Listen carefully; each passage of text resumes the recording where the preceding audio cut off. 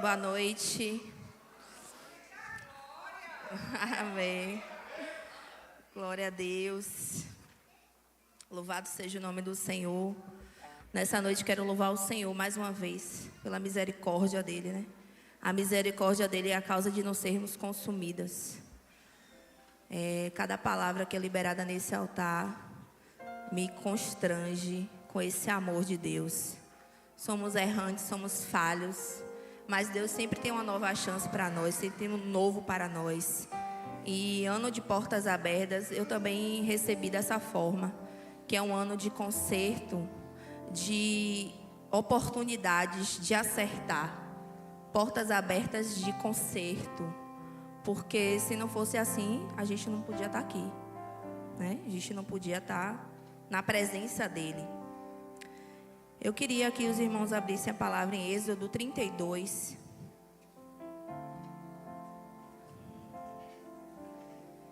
Eu pedi ao Senhor um tema, a diaconisa até me perguntou, e até então eu não tinha colocado.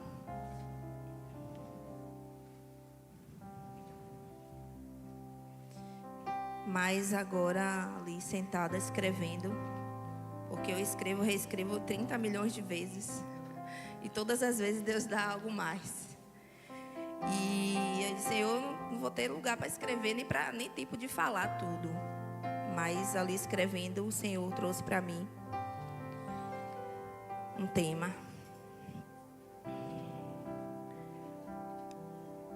Qual Deus você adora? Esse é o tema dessa noite.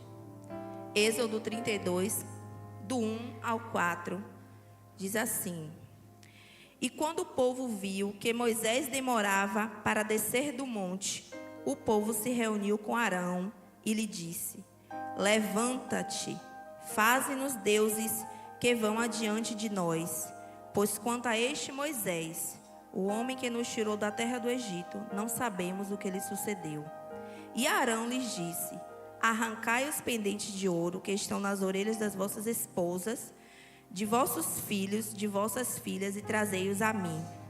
E todo o povo arrancou os pendentes de ouro que estavam nas suas orelhas e os trouxeram a Arão.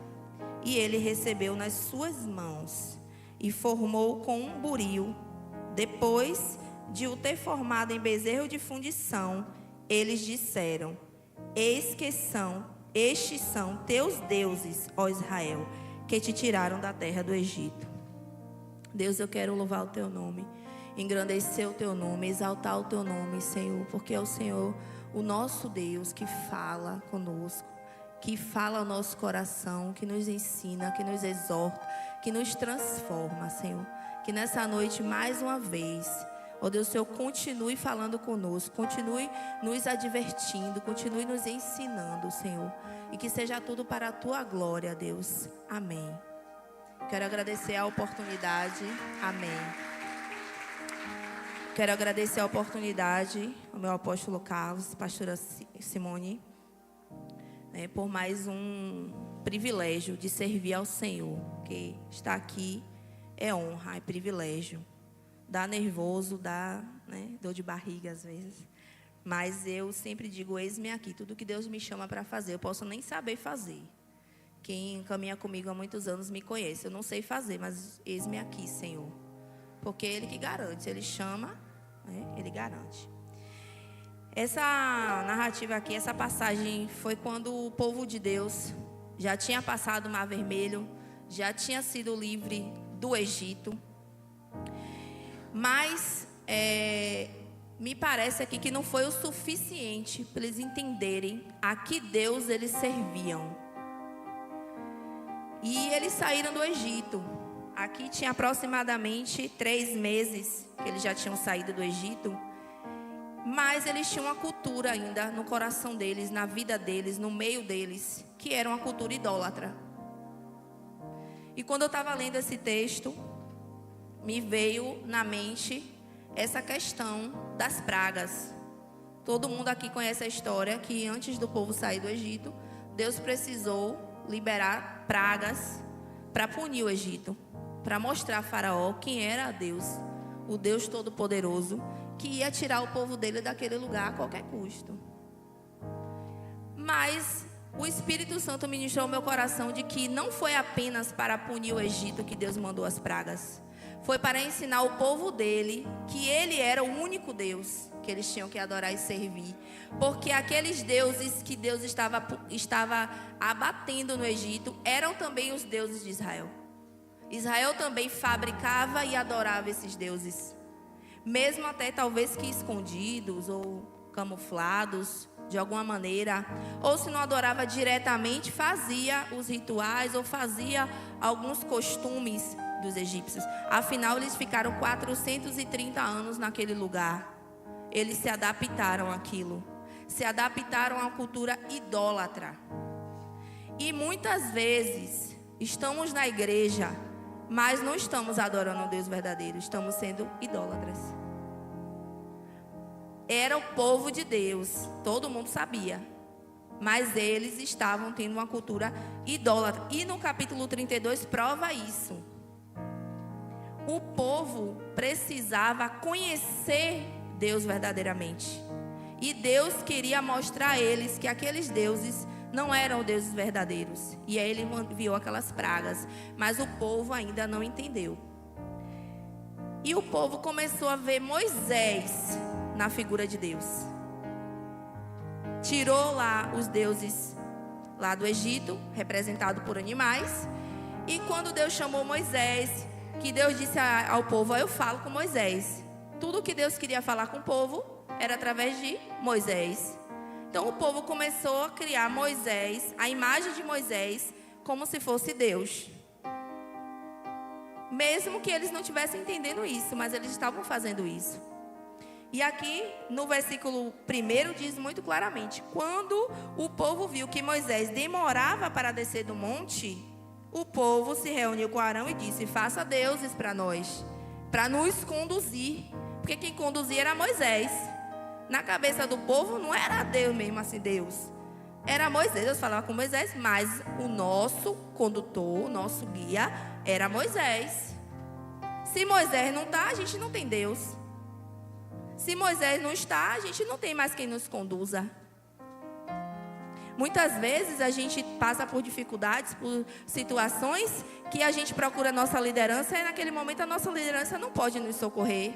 E aí você faz o quê? Procura outro Deus? Fica sem resolver? Ou sai da igreja? Nós temos um Deus que é acima de tudo, acima de todos.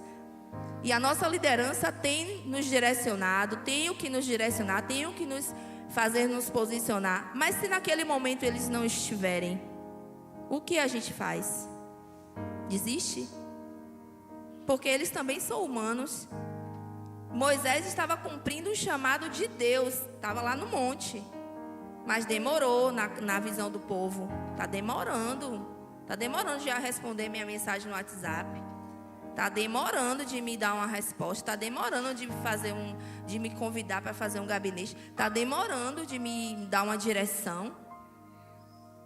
Mas é Deus que conduz. Se aquele momento, a liderança não falou nada, porque é Deus que não quer falar nada. E a gente precisa esperar. E a gente precisa entender. E o povo, ele não entendia isso porque eles não conheciam a Deus verdadeiramente. Eles simplesmente eram o povo de Deus só de nome, mas não eram servos de Deus, não estavam ali submetidos a Deus.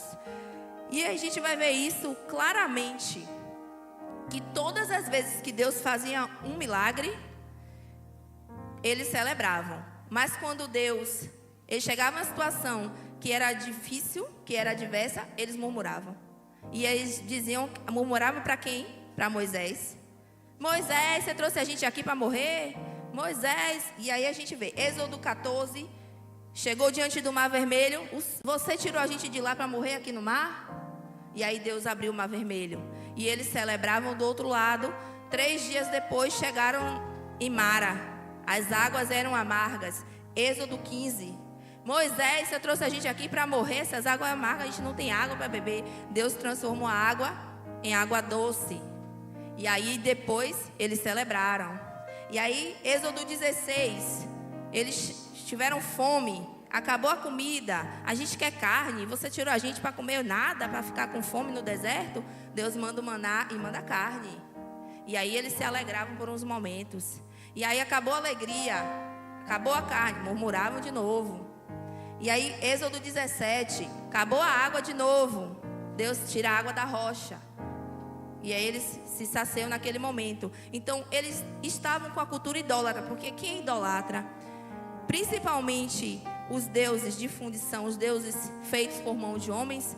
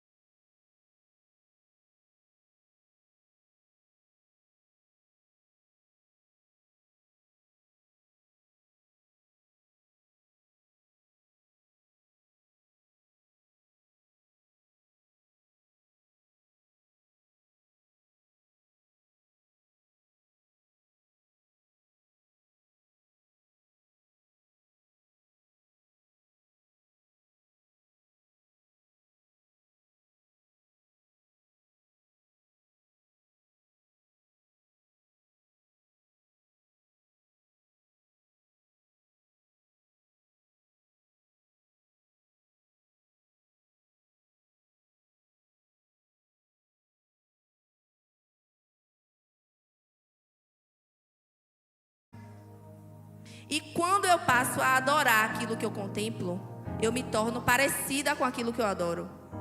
Aqui, ó. Quanto a mim, contemplarei a tua face na justiça. Estarei satisfeito quando acordar com a tua semelhança. Ele primeiro, Davi, contemplava e depois adorava. E aí a contemplação gera adoração. A adoração gera obediência. A obediência gera transformação. Se o povo tivesse vivendo isso desde que ele saiu do Egito, quando ele disse: agora eu vou servir ao meu Deus, o Deus dos meus pais, o Deus que se revelou a Abraão, a Isaac e a Jacó, agora eu vou buscar conhecer Ele de verdade e vou agora seguir uma nova vida. Eles não estavam chegando a esse ponto de construir um bezerro para adorar nada ali. Estava no deserto. Quem deu água foi Deus, quem deu comida foi Deus. O bezerro ia fazer o quê? Nada, mas eles não conheciam esse Deus. Eles só conheciam os milagres, a mão de Deus. É igual o mundo aí fora. Quem criou a natureza, as pessoas vão dizer: foi Deus. Sabe que criou a natureza, sabe que Deus que faz tudo isso, mas não sabe adorá-lo porque não conhece. Aí vai adorar outros deuses. E aqui no versículo 32 lá de Êxodo, voltando lá, a gente percebe que quando ele pediu para fazer um Deus, Arão prontamente já estava com tudo preparado para fazer o bezerro. Pediu logo: bora, traga o ouro, derreteu o ouro, e tem uma tradução que diz assim: uma ferramenta preparada, ele fez o bezerro de ouro. Ou seja, como eu falei, já vieram com a cultura idólatra e permaneceram assim. A qualquer momento eu vou ter que fazer um ídolo aqui, então já vou levar minhas coisas. Já estava ali, já estava na vida cotidiana daquele povo. Porque eles não entenderam que eles precisavam sair de verdade do Egito. E eles não saíram. E aqui no versículo 4 ele diz: suas mãos formou um buril, depois de ter formado o bezerro de fundição, eles disseram: estes são os teus deuses, ó Israel, que te tiraram da terra do Egito. E eu perguntei a Deus por que ele falou que teus deuses só era uma imagem, só era um objeto, né? Que era o bezerro de ouro, era um objeto só. Mas ele disse: esses são os teus deuses. Por quê? Por causa daqueles deuses lá do Egito, que eles não tiraram do coração. Deus abateu todos eles, mas eles continuaram idolatrando aqueles deuses. Então aquele bezerro representava todos aqueles que eles deixaram no Egito. Então muitas vezes a gente vem, mas o que foi de lá, do mundo, a gente tem que deixar lá. Porque senão a gente vai continuar fazendo bezerros dentro da igreja. E esse bezerro, o nome desse bezerro é o Deus Apis. O bezerro de ouro construído no deserto era o mesmo bezerro que os egípcios adoravam lá no Egito. Era um dos deuses do Egito. E esse bezerro, na mitologia deles lá, era como se fosse um deus deles que se relacionou com a vaca e teve esse bezerro. E esse bezerro, quando ele morria, os adoradores desse ídolo, ficava aproximadamente 70 dias de luto. 70 dias de luto, e depois providenciava outro bezerro para botar no lugar. Foi o que o povo de Deus fez. Vamos lá com Moisés, 90 dias. Acabou Moisés, bota o bezerro, bota outro no lugar. Idolatria. Então vamos ter cuidado com a idolatria. Porque senão a gente não vai contemplar Deus. Senão a gente não vai adorar Deus. Senão a gente não vai obedecer a Deus. E a gente não vai ser transformado. Porque começa da contemplação. O povo não via Deus. O povo não se relacionava com Deus. Eles não queriam nem ouvir a voz de Deus. Tinham medo da voz de Deus. Então não tenha medo da voz de Deus. Se Deus te corrigir, aceite a correção. Se Deus te tratar, receba o tratamento. Porque você vai ser transformado. E a gente está aqui para isso. Porque Deus, Ele não vai levar uma igreja de qualquer jeito. Ele vai levar uma igreja que está submetida à transformação dEle. se ele chegar hoje, eu estou totalmente transformada de tudo na minha vida? Não. Eu estou no processo. Mas se eu estou com meu coração submetido, ele sabe. Então ele não vai levar uma igreja que não está submetida, que não quer realmente entender os processos que tem que passar para poder ir para o céu. Para chegar na terra prometida tinha que ser o processo. Não ia levar aquele tempo todo se o povo tivesse entendendo quem era Deus. Mas até eles reconhecerem quem era Deus, foi difícil. E depois, se você for ler o resto do capítulo, 3.000 pessoas morreram. Deus puniu. Por quê? Porque Deus, ele não vai aceitar a idolatria. O primeiro mandamento dele aqui, quando ele começou a falar no mundo, foi: não farás para ti imagem de deuses. E logo depois, o povo foi e fez o bezerro. Então, muitas vezes a gente faz isso. Deus fala, a gente não obedece. Por quê? Porque a gente não está contemplando. Um dia desses aí, essa semana eu acho, uma das meninas das Filhas de Sião, que a gente conversa muito sobre a dança, sobre a adoração profética, sobre a dança profética, ela disse para mim assim: Diaconisa, eu estou amando dançar. Eu amo dançar, eu estou gostando de me dedicar ao meu ministério.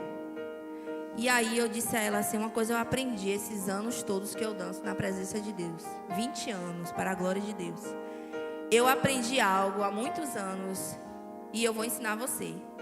Não goste da dança, não ame a dança, não ame dançar.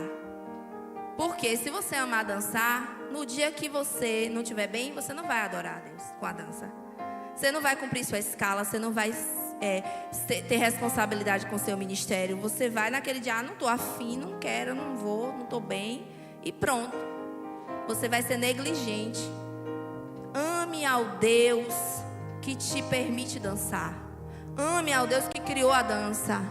Ame ao Deus que faz você se movimentar, que te deu toda a estrutura do seu corpo para você dançar. Quando você amar mais a Deus do que a dança, sua dança vai ser diferente. Porque a minha, quando eu aprendi isso, se tornou diferente. Hoje eu não tenho o desejo, eu quero dançar 30.000 músicas, como eu dançava há 10 anos atrás. Se botasse uma vigília, eu dançava a vigília toda, se deixasse. Mas hoje eu não tenho essa estrutura do corpo. E eu não tenho esse desejo mais. Porque para mim dançar não é o mais importante. O mais importante é adorar. Mas para adorar eu preciso conhecer aquele que eu estou adorando. Então, se a gente vai viver atropelando as coisas, esquecendo que eu preciso passar por esse processo, a gente vai adorar de qualquer jeito, a gente vai servir de qualquer jeito, a gente vai ser idólatra. E eu não estou aqui adorando no altar para ser idólatra. E a gente vai idolatrar a dança? Não pode. Amém, glória a Deus. Então vamos ter muito cuidado. Qual é o Deus que você serve? Quem é o seu Deus? O seu Deus não pode ser a dança ou aquilo que você faz de melhor. E uma coisa que o apóstolo falou, uma pregação que ele deu aqui, ele falou o seguinte: aquilo que você aprende no mundo nem sempre vai servir no reino. Arão aprendeu a fazer ídolo lá no Egito, mas no meio do povo de Deus, ali naquele arraial, não era para ele usar essa habilidade. Ele mesmo fez, ele era o líder naquele momento e ele mesmo criou o ídolo. Ele poderia ter dito: não, se vocês quiserem, vocês façam lá, mas eu não vou servir. Ele tinha habilidade para fazer, porque se ele não tivesse, o povo não ia pedir para ele fazer. O povo ia dizer: a gente quer um Deus, a gente vai providenciar e você vai nos ajudar. Mas não foi assim. A palavra foi: levante e faze-nos deuses. Ele tinha essa habilidade de fazer os deuses. Ele era o habilidoso, o artífice naquele lugar. E ele usou as mãos dele para fazer um bezerro de ouro. Sabendo ele que Moisés estava com o Deus Todo-Poderoso verdadeiro lá no monte. Ele sabia que Moisés estava lá. E ele caminhou o tempo todo com Moisés no Egito, lá conversando com o faraó, tentando. E mesmo assim ele também não conhecia a Deus. Então a gente tem que ter muito cuidado. Leia a Bíblia, ore, se relacione, levante madrugada, vida de oração. E tenho falado muito com as meninas da dança, vida de oração. Vocês querem dançar profeticamente? Diaconisa, me ensine dança profética. Ele chega para mim e diz: me ensine aí dança profética. Eu disse: isso não se ensina, isso se vive. Dançar, eu posso até te ensinar a dançar, porque existem técnicas, mas a profecia, só quem dá é Deus. A unção fresca é Ele que faz, é Ele que dá. Às vezes eu danço a mesma coisa, mas a unção é diferente. A unção é nova, a unção é na hora que Ele quer, do jeito que Ele quer. A direção é dEle. Então não adianta a gente querer fazer as coisas da nossa maneira. O povo queria fazer tudo da sua maneira. E com Deus não é assim. Ele é o Senhor. Ele é o Todo-Poderoso. E eu tenho aprendido. 2024 foi um ano muito difícil para mim. Murmurei muito. E tive que aprender a entender que Deus não é o meu servo. Ele é o meu Senhor. E eu preciso esperar e me submeter a Ele em todas as situações da minha vida. Enquanto eu não fiz isso, enquanto eu não me humilhei, enquanto eu não me submeti, Ele não se revela. Ele não faz, porque Ele que é Deus. Amém? Vamos orar. Que Deus nos abençoe.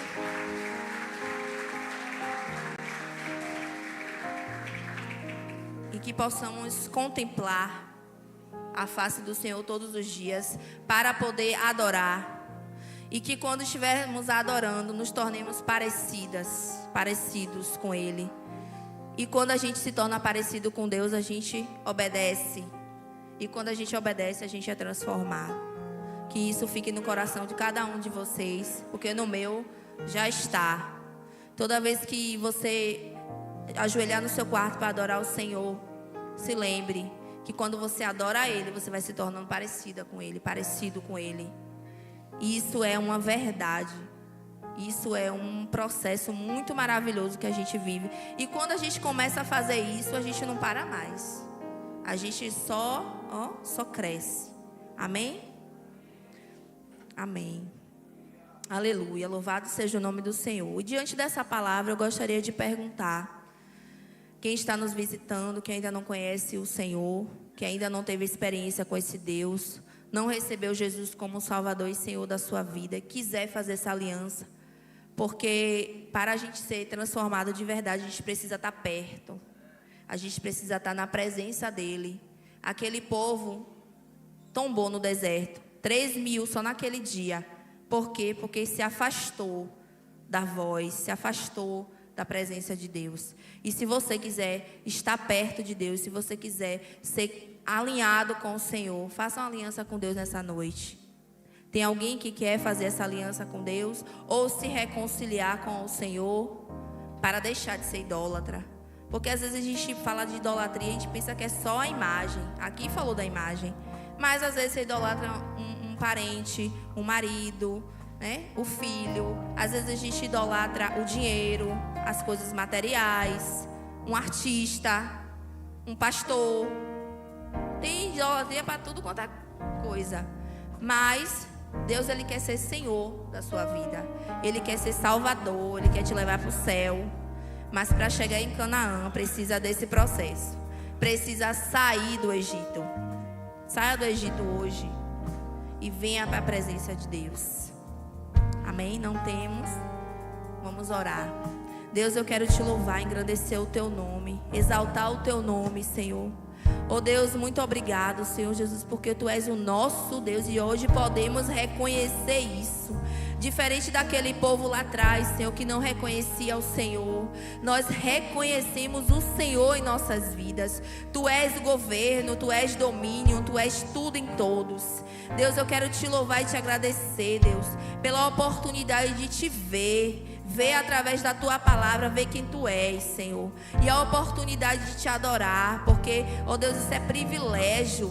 O mundo ainda não entende isso, não sabe porque não experimentou. Mas nós que adoramos o Senhor sabemos o quanto é maravilhoso ser adoradora do Senhor. Deus, muito obrigado, Senhor. Ó Deus, porque podemos, Senhor Jesus, contemplar a Tua face, assim como Davi contemplava. Deus, obrigado, Senhor. Obrigado porque a Tua palavra, Senhor Jesus, gera transformação em nós. Gera, Senhor Jesus, mudança naquilo que precisamos mudar. Não diferente do povo, Senhor, do deserto, precisamos a cada dia ser mudados. E o Senhor nos permite isso pela tua misericórdia, porque o Senhor é longânimo, o Senhor é bom, e a tua misericórdia é de geração em geração. Deus, em nome de Jesus, abençoa a tua igreja, abençoa Salvar Nações. Cada membro, Senhor, do mais velho ao mais novo, possa aprender a te contemplar e te adorar. Possa, Senhor Jesus, ter adoração, Senhor, ó Deus, como estilo de vida, Senhor, e não só um momento de culto. Deus, muito obrigado, Senhor, pela oportunidade, ó Deus, de gerar, Senhor, esperança, de gerar, Senhor Jesus, salvação para o teu povo, para as vidas lá fora, e que possamos ser exemplos, Senhor, de verdadeiros adoradores do Senhor. Muito obrigado por tudo, Senhor, em nome de Jesus. Amém.